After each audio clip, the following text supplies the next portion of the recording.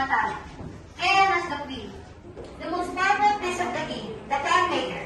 Every hand represents the rook.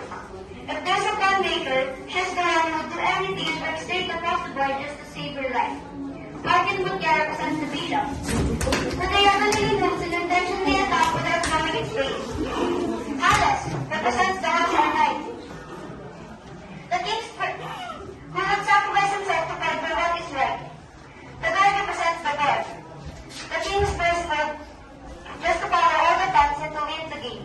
The people represents their government. The opposite pieces represent the world.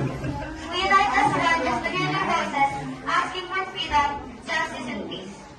Perhaps your opponent in this game is truly powerful, holding most of the key pieces needed to ensure your defeat, or deliver a decisive checkmate. Be careful. You'll never know your contender's next move, because Politics is a dirty game, as messy as playing chess. Will you take a risk? Napakagaling mo talaga, Kapres. Napaniwala mo silang lahat at sumasang-ayon na sa atin lahat ng plano. Of course, interest for anyone else. Mga boss, tapos na po ang aking misyon. Maaari na po ba akong bumalik sa aking pamilya? O, ito, Vera. Maaari ka na umalis. Salamat po. Tapos na ang mga mission mo dito. Salamat po talaga. Congrats po ulit.